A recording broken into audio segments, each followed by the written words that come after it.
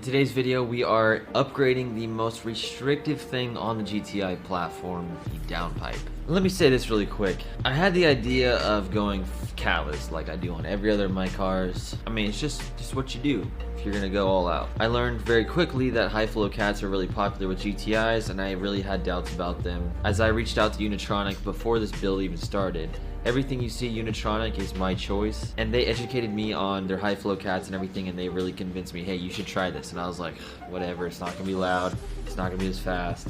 I couldn't have been any more wrong. It's gonna be louder, it's gonna be faster, it's gonna boost up faster, it's gonna be more responsive. When you install a downpipe, you have to run a stage 2 map, which is really fun. We're gonna get a lot more horsepower. We're gonna go over the statistics here in a little bit. So that's something also to look forward to at the same time you do your downpipe. It's a good time after you do a downpipe, and I'm excited for you guys to watch this. And it really brings a huge part of the personality of this car to light finally.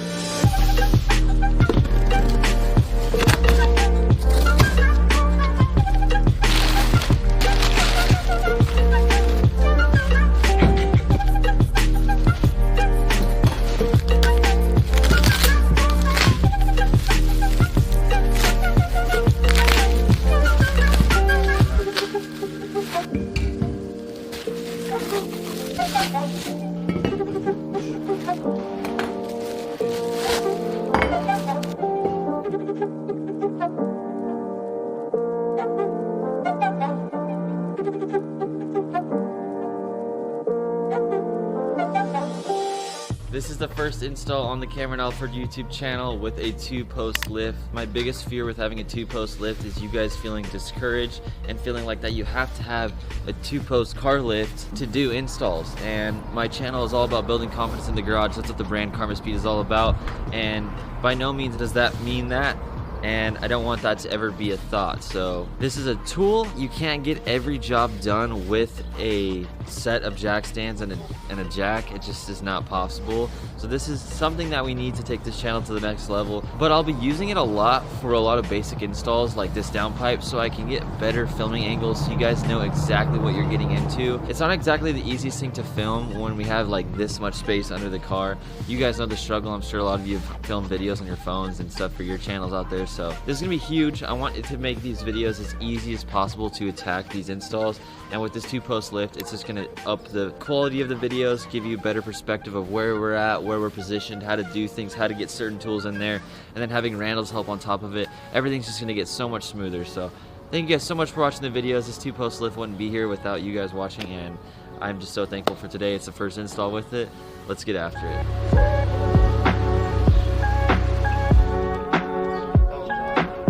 Where it's at right here. To get this install started, we're going to unplug the top cable that is connected to the O2 sensor on the downpipe. Remove the V-band clamp holding the downpipe to the turbo. This is going to take an Allen head socket. If you don't have a kit or any tools, link in the description to an Amazon tools list I refer to all the time that is super useful. 16 millimeter.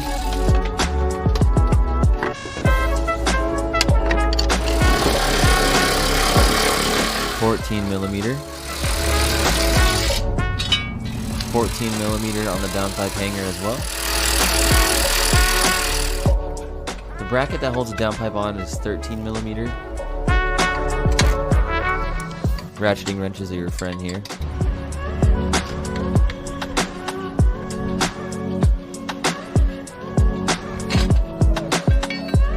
We're gonna bust our V-band off on the turbo side. Drops the downpipe down, disconnect our catback exhaust, and then that will allow us to pull the downpipe out very carefully. Sometimes these V-band clamps can get stuck, but with a little bit of force, they'll come right out. Pay attention to how we slide this out. We kind of twist it. Don't force anything, it will come out no problem. And then you're gonna slide the new one in the same way. Now we're gonna pull out our O2 sensor with our O2 socket. Let's take a look inside at this high flow cat.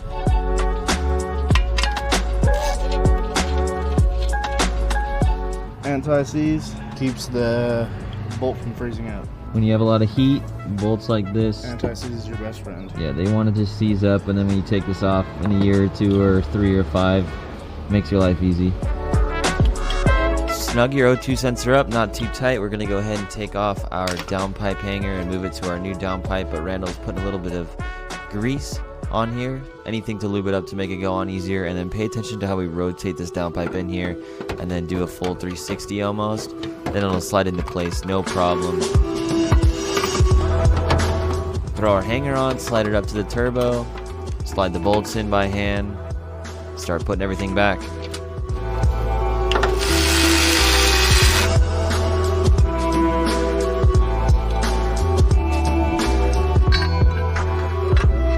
Before you tighten anything up in here or snug anything up at all, we're going to go to the top and make sure that the V-band clamp is attached to the turbo.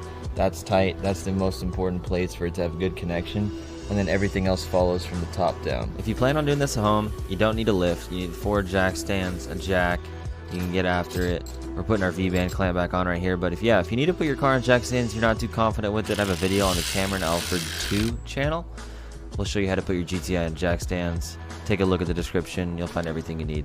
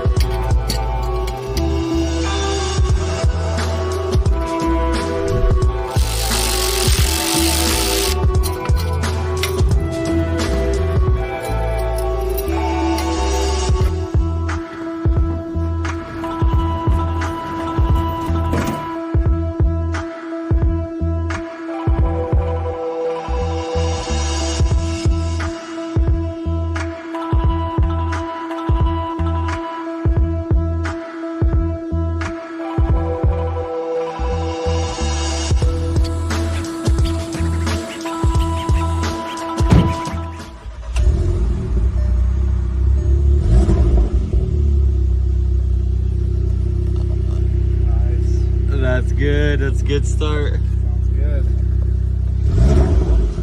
Oh, dude, it's throaty now. Yeah, it is. Once we get the tune on it, it'll probably run a little cleaner. Nice. Heading back into the garage, we're going to install our Stage 2 tune from Unitronic.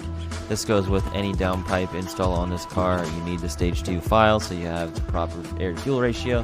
We're going to grab our Optimate battery charger. This thing's super awesome. Everything's automatic. You just plug it in.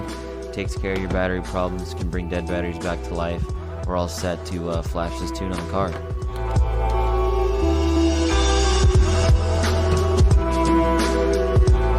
Alright, let's see what kind of power gains we're getting.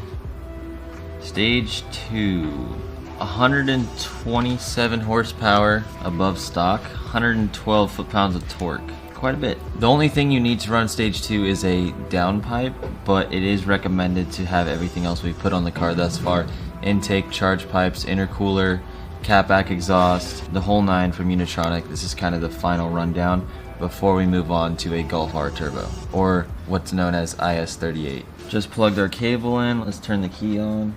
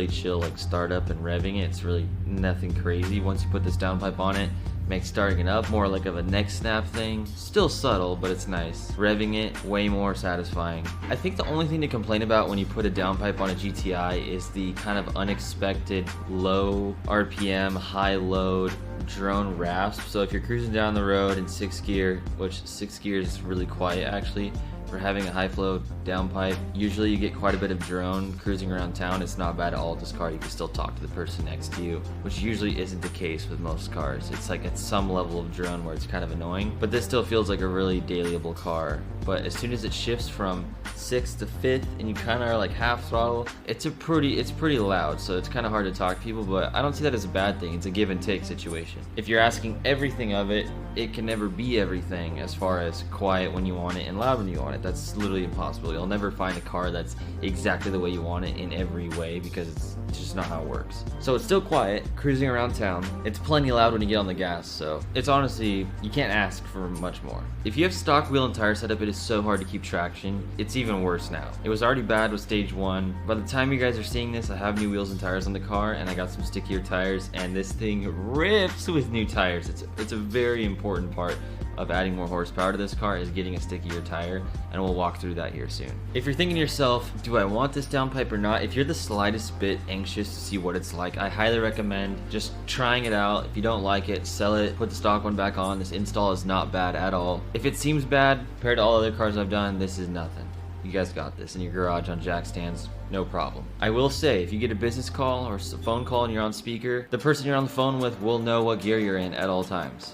It is just loud enough to where your phone calls is very clear that you are driving a modified car. Does it matter? Probably for most of you, no. Heck no. If anything, it starts a conversation, right? But since this car is such a wide range of ages, I really think that this downpipe life is not for everyone. But if, like I said, if you're the slightest bit anxious, try it out. But if you're just like, hey, I use this car for business, for work, I need it ultra quiet, I have a baby, family, maybe you should try an aftermarket downpipe with a stock catback. I think I will try that towards the end of this series and let you guys know what I think. But if you're really erring on the side of daily driver being quiet, you might want to hold off on this. But 90% of you guys will want to unleash the horsepower within this car, its capability, its personality. 100% do this. Out of all the hot hatches I've done, this is the easiest downpipe to install. Just throwing that out there. I think the last thing that comes to my mind is the shifting alone, if you have the DSG, is worth it. And we haven't even ran the overrun map, which is like the pops and burbles and bangs and all that tune yet, so just wait. We're gonna do that. We gotta get the outside of the car looking nice, then we're gonna install a tune that matches the vibe of the car once it's looking a little more aggressive. I can't wait for you guys to see how this car is going to look. Like, we're doing all the performance stuff now, but it's going to be so clean. I can't wait. If you guys are new here, we're all about building confidence in the garage, working on our own cars, DIY, doing everything ourselves, having all the tools, help, knowledge, advice. That's what the Karma Speed community is all about. If you guys are watching the GTI series and you didn't know about the Karma Speed Facebook group, check out a link in the description.